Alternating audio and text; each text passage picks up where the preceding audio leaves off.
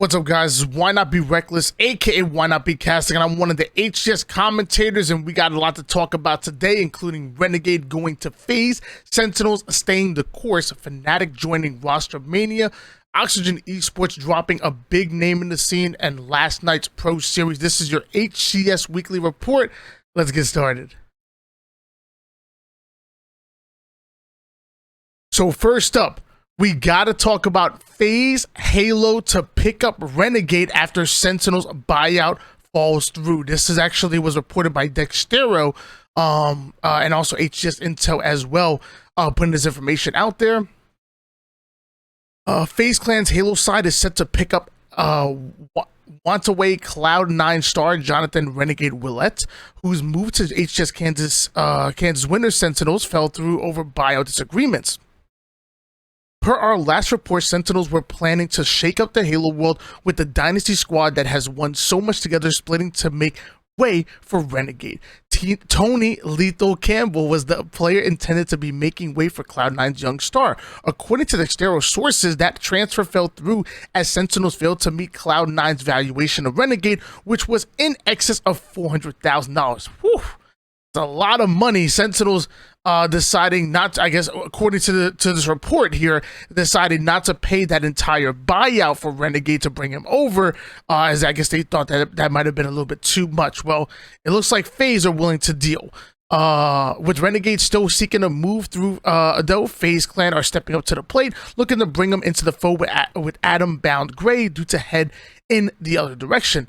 FaZe Clan have been in their own roster turmoil of late. Eric Sniped-Down Rona hinted at a desire to go back to Apex Legends, disappointed with the direction of Halo Infinite since its launch. He has since confirmed his commitment to Halo.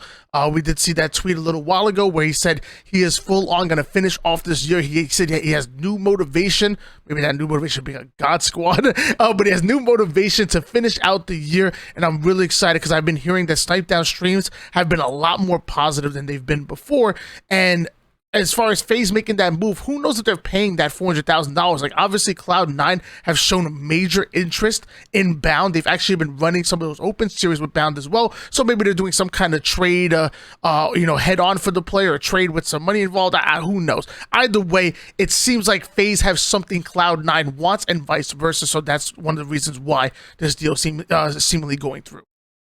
Meanwhile, Jesse Boo Boo Doo Boo Mangler was made a free agent on June 17th, leaving the roster one man short. Boo Boo Doo Boo has been caught running with G1 SSG United. There's been plenty to see that Boo Boo Doo Boo has been running with. He looks like he's really testing the waters here.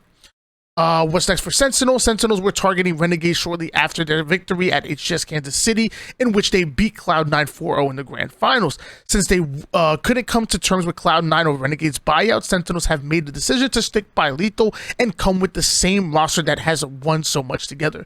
There's still some time left before the next major tournament of the season takes place, with HCS Orlando scheduled for September 2022 before October's World Championship event in Seattle, Washington. So it seems like Sentinels are perfectly fine with keeping Lxthul on the roster after not being able to get Renegade. I will say, to me, that just feels really weird. Like, you have Lxthul, who was gonna be dropped, and apparently, like, this deal apparently was really close to coming true. Like, Lxthul thought he was actually gonna be dropped to now, back on the starting roster, back in. If there's anybody who has a strong enough mental to go through this, I guess it might just be Lxthul, but I would feel really weird about that. Luckily, again, Lxthul has a strong mental. He's one of those guys, hey, he's gonna put on his hard hat, keep his head down, and just get to work and win championships. That's what he was brought on this roster to do to begin with, and that's what he's going to continue to do with Sentinels for as long as they will let him. Moving on, we have Envore tweeting out that he was a restricted free agent. I quote you, I was like, whoa, because I was absolutely shocked by this. And I actually didn't believe it at first when people started to tell me this. I had to see it with my own eyes. Envore, in my opinion, one of the stronger pieces that were on Fnatic, has been moved to the inactive roster. Fnatic actually putting out a statement, an official one, saying has been moved to the inactive roster and allowed to explore new opportunities. We'll be announcing our new player in the coming days, where they'll make their debut in the upcoming HCS Open.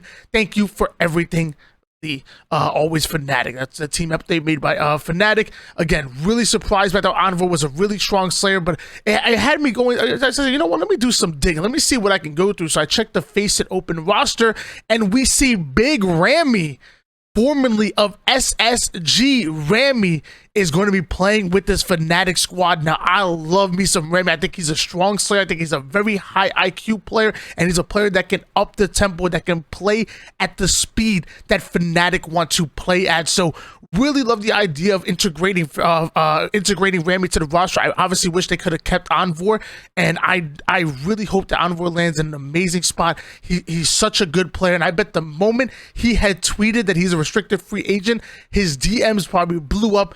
Obviously, people wanted to know the T, but also blew up with new opportunities.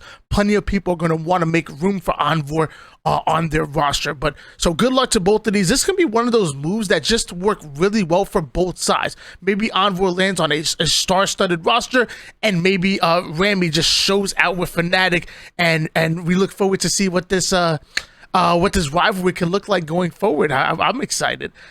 Moving on, we have more Rostermania and another restricted free agent. It's actually named 3 out of 4 of the original Oxygen Esports squad are now gone. What I was referring to was the original squad was Common, Name, Swish Fives, and Haynes. Haynes, I believe, is currently oh my gosh, I can't even think of the team that he was playing with right now. He's currently playing with Black Hand. Excuse me. It looks like Haynes got caught playing with Black Hand a few times. Swish obviously playing with G1.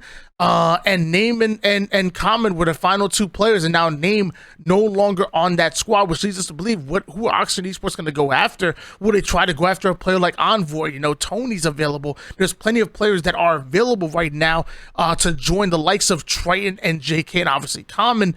Really excited to see what Oxygen Esports have going forward, but this squad looks totally different than when they first signed with Halo Infinite.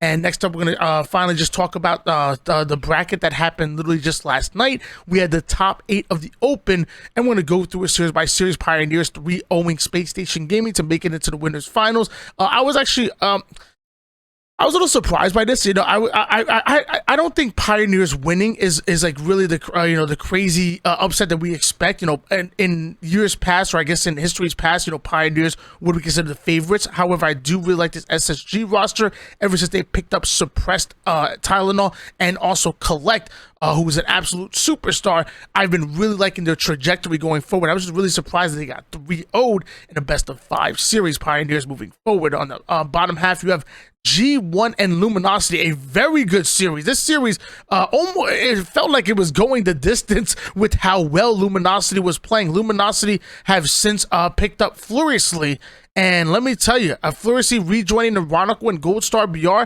Really like this squad. Really excited to see what Luminosity are going to be doing going forward. And then obviously we had the winners finals, which I'm going to go right to, and I believe that went the distance. I want to say it went to game 5. Yes, it was G1 that were able to push Pioneers to a game 5, but not able to actually get the win over them. Pioneers making it into the grand finals via the winners bracket and having that advantage. Going into the lower bracket, you had 3-1 Luminosity did Space Station Gaming. They played lights out. Again, Luminosity were in it that entire time. Every single time, Luminosity were like 1 or 2 mistakes away from coming out on top. Space Station Gaming over G1. I think I have the Halo data hive information for that. Let me see if I have it over here. I do. SSG and G1. I have it right here. If we go to the games, it was a 50-49 game, just a 1-kill game in the Slayer, just a 1-point game in game number 1 in the streets. And even we were even casting this, and even the Aquarius CTF was really close. But it was just crazy to see that 1 kill separated these 2 squads, and 1 hill separated them in game number 1. This series legitimately could have went any way with G1, but it was SSG that advanced forward into the grand finals. And I believe I have those grand finals numbers as well, if you bear with me 1 second. It was SSG. No. It was a 3-1 in favor of your Pioneers. As far as the scoreboard goes, It was a 2-1 in favor of Pioneers as far as in the Bazaar capture the flag. It says it was a tie, but the tie actually went into a reset, and SSG were able to win off of the reset. It was a one cap take all.